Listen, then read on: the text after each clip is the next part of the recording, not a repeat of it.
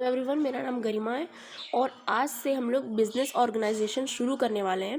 और बेसिकली इसमें 14 चैप्टर्स हैं। दो दो चैप्टर रोज़ हम डालेंगे और हफ्ते भर में बिज़नेस ऑर्गेनाइजेशन को भी सल्टा देंगे। ठीक है, तो आज सबसे पहले हम जो मोस्ट इम्पॉर्टेंट चैप्टर है उससे शुरू कर रहे हैं, ना कि फर्स्ट चैप्टर से। तो सोल प्रोप्राइटरशिप, ये अगर आप लोग बिजनेस ऑर्गेनाइजेशन की डॉक्टर एन मिश्रा वाली बुक देखोगे उसमें चैप्टर 6 पे आता है। तो मैं सीरियल वाइज नहीं पढ़ाऊँगी, मैं इम्पॉर्टेंट मतलब वेटेज के हिसाब से चैप्टर्स की वीडियो रोज डेली अपलोड करूँगी, दो दो चैप्टर रोज। ओके, और वीडियो के लास्ट में ही, मतलब मेरी जितनी भी मिनट की वीडियो बनती है उसमें एकदम लास्ट में मैं आपको इससे रिलेटेड जितना संभवता है कि कितना क्वेश्चंस आ सकता है सारा आपको बता दूंगी। ठीक है, तो वीडियो के लास्ट तक बने रहिएगा ताकि आप लोग इम्पोर्टेंट क्वेश्चंस भी यहीं पे देख लो, क्योंकि अब एग्ज़ाम में ज़्यादा समय नहीं है। तो अब हम लोग को सब 1 बाय 1 सब प्रिपेयर करते हुए चलना है। ठीक है, हम पहले तो शुरुआत में पूरा चैप्टर समझाएंगे, नोट्स यहाँ पे लगा दिए हैं, चैप्टर समझाएंगे और वीडियो की लास्ट में जितना पॉसिबिलिटी है कि किस किस तरीके का क्वेश्चन बन सकता है वो भी हम बता देंगे आपको। हाँ, क्वेश्चन यही पूछेगा, घुमा फिरा के पूछ सकता है वो बात अलग है, लेकिन क्वेश्चन यही रहेगा आपका। ठीक है, तो वीडियो के लास्ट तक जरूर बने रहिएगा। तो चैप्टर का नाम है सोल प्रोप्राइटरशिप। हम लोगों, अगर आप लोगों ने क्लास 11 में बिजनेस स्टडीज़ पढ़ा होगा तो उसमें ये चैप्टर था। तो अगर आपको ज़रा से भी रिकॉल कर सकते हो तो करो, बिकॉज बहुत ईजिली आप पढ़ लोगे। ठीक है, तो चलिए शुरू करते हैं। सबसे पहले मैं रीड करूंगी फिर उसको आपको समझाऊंगी। ठीक है, the word sole proprietorship means single owner. When the business is owned, operated and controlled by a single individual, then this type of firm is known as sole proprietorship. It is the most simplest and easiest form of organization. मतलब देखिए, soul और proprietorship ये दो word के combination से ये बना है। ठीक है, इसका मतलब होता है सिंगल ओनर।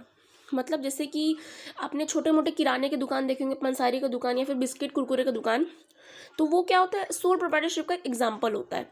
वहाँ पे एक ही इंसान उस दुकान को चला रहा है, वो दुकान उसी की है, उसमें वो हेल्पर रखा है लेकिन पार्टनर्स नहीं रखा है। ठीक है, हेल्पर और पार्टनर में डिफरेंस होता है।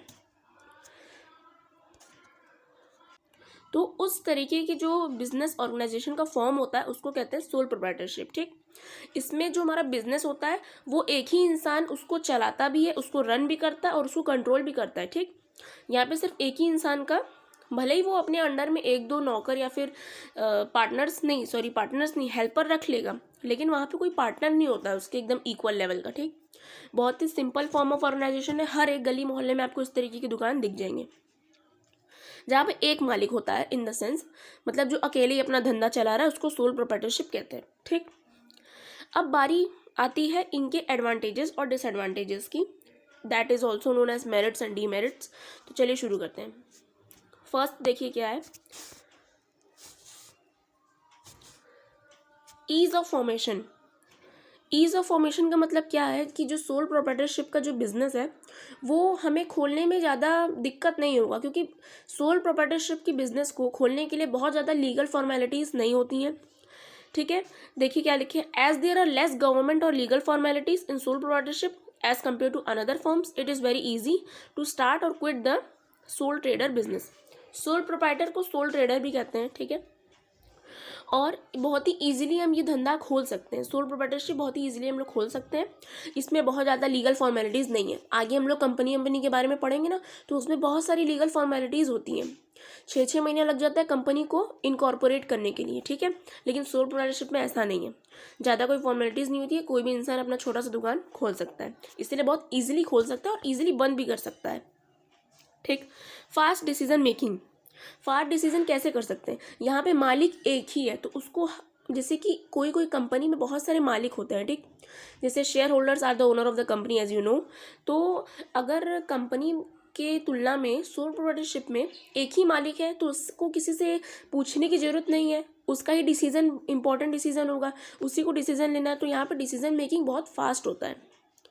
जैसे कि सोल ओनर है, उसी को सब मैनेज करना है, वो बहुत जल्दी जल्दी डिसीजन ले सकता है क्योंकि he is the only boss. हम थोड़ा हिंदी और थोड़ा इंग्लिश करके नोट्स बनाते हैं जिससे मेरे लिए बहुत ही कंफर्टेबल हो जाता है पढ़ने में और रिवाइज करने में, इसलिए हो सकता है कि आपको इससे थोड़ा दिक्कत हो, बट मैं आपको ओरल भी बता दे रही हूँ। ठीक है, डायरेक्ट मोटिवेशन।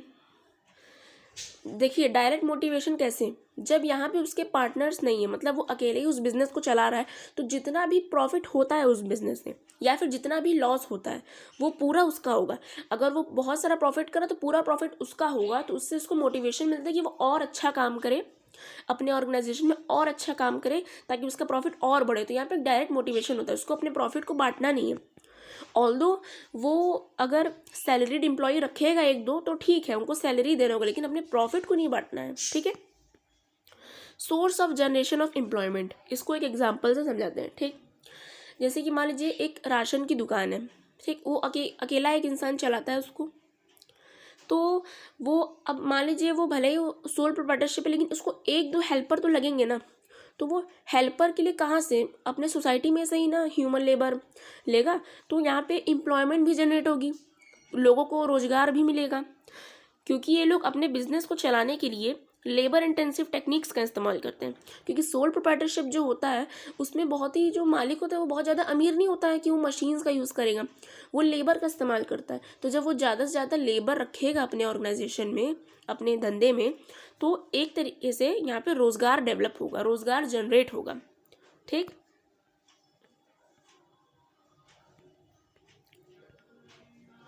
अब देखिए इसका स्कोप देख लेते हैं। स्कोप मतलब किस तरीके से इसका आगे आने वाले समय में डिमांड रहेगा कि सोल प्रोप्राइटर की तरफ लोग टर्न करेंगे कि नहीं, तो हम उसको रीड करते हैं और समझते हैं, ठीक। द स्कोप और future of sole proprietorship is very bright in India and it is one of the oldest and simplest form of business organisation. यानी ये कह रहा है कि सोल प्रोप्राइटरशिप का जो फ्यूचर है बहुत ब्राइट है इंडिया में, और एक तरीके से बहुत ही सिंपल फॉर्म है और बहुत ओल्डेस्ट भी है। It helps in generating employment by using labour intensive techniques, ये रोजगार जनरेट करता है। लेबर इंटेंसिव टेक्निक का मतलब क्या होता है कि अपने काम में लेबर्स को लगाना। जब आप लेबर को लगाओगे तो उनको आप सैलरी दोगे, मतलब वेजेस दोगे, सैलरी नहीं, वेजेस दोगे। तो जब आप वेजेस दोगे तो एक तरीके से रोजगार होगा, उनको एक अच्छा जीने का मौका मिलेगा, मतलब एक रीजनेबल स्टैंडर्ड ऑफ लिविंग मिलेगा, तो उसका फ्यूचर बहुत ही ब्राइट है। Also this type of small business are setup in rural areas that results in growth and development of these rural sectors. देखिए गवर्नमेंट जो है ना बहुत दिमाग लगाती है, अगर वो जानती है कि एक चीज़ डेवलप हो रहा है, जैसे शहर डेवलप हो रहा है और गांव डेवलप नहीं हो पा रहा इतना, तो वो क्या करती है पता है, वो एक ऐसा ऐसा पॉलिसी निकाल देती है कि अगर आप लोग गांव में अपना सेटअप करोगे, अपना ऑर्गेनाइजेशन सेटअप करोगे, तो हम आपको टैक्स कंसेशंस दे देंगे, सब्सिडी दे देंगे, तो लोग और आकर्षित होकर गांव में यानी रूरल एरियाज में, ग्रामीण क्षेत्रों में ही ये अपना सोल प्रोप्राइटरशिप का ऑर्गेनाइजेशन सेटअप करते हैं, ठीक।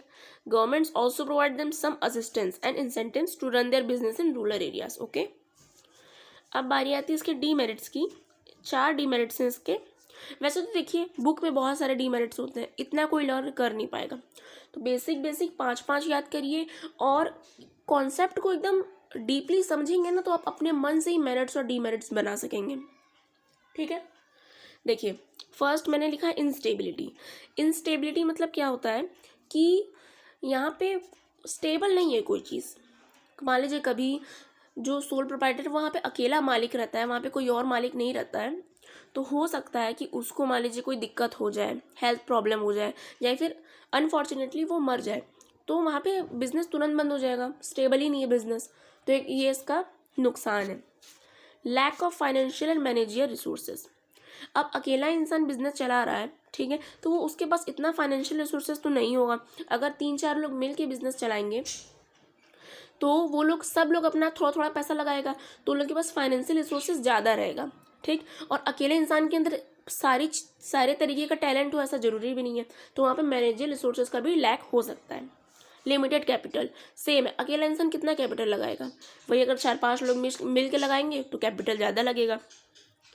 फिर फोर्थ है unlimited liability.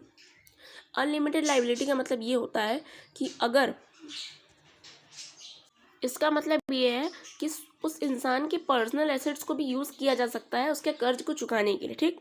Hair personal assets of the owner और the sole proprietor are also used to pay the debt and obligations of the creditors और द थर्ड पार्टी, ओके। तो यहाँ पर हमारे डीमेरिट्स भी कंप्लीट हो जाते हैं। और भी बुक में बहुत सारे डीमेरिट्स हैं, जैसे कि small size, hasty decisions, unsuitable for developing business, बहुत सारे हैं, लेकिन जो मोस्ट इंपॉर्टेंट था वो मैंने लिखा है।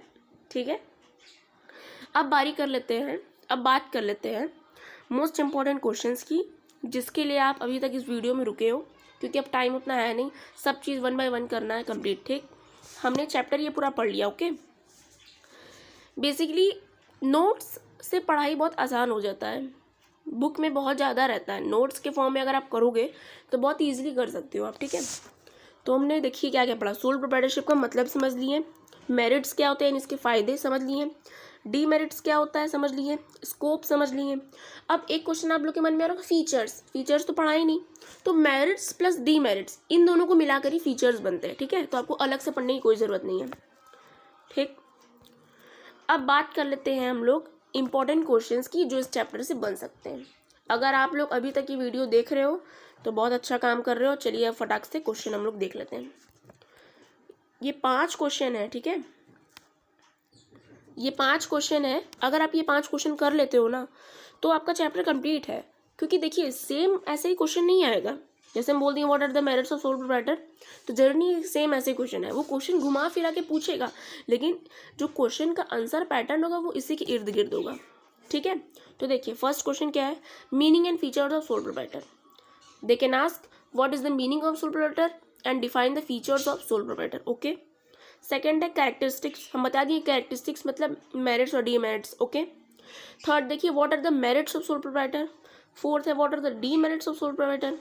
एंड फिफ्थ जो इंपॉर्टेंट क्वेश्चन है, इस पे आपको लॉन्ग क्वेश्चन भी आ सकता है। ठीक है, that is what will be the future of sole proprietor in India, यानी कि आने वाले समय में सोल प्रोप्राइटर का क्या फ्यूचर है। तो ये 5 क्वेश्चन है, इस 5 क्वेश्चन को आप लोग प्रैक्टिस करो। एक काम करिए, आप लोग नोट्स बनाने के साथ इन क्वेश्चंस को भी आप लोग अपने कॉपी में लिख कर आंसर इसके बनाने की कोशिश करो। आंसर फ्रेमिंग एक दिन में आप लोग नहीं सीख सकते हो, इसमें प्रैक्टिस लगती है। तो आप लोग रोज क्वेश्चन आंसर लिखने की प्रैक्टिस करो ताकि आप लोग अच्छे से एग्जाम में मार्क्स स्कोर कर पाओ। अगर आपको ये वीडियो अच्छी लगी हो तो प्लीज़ चैनल को सब्सक्राइब कर लीजिएगा और वीडियो को लाइक कर दीजिएगा, इससे मुझे मोटिवेशन मिलेगा और मैं ऐसे ही कंटेंट आप लोग को प्रोवाइड करती रहूँगी। तो चलिए नेक्स्ट वीडियो में मिलते हैं। Thank you so much for watching.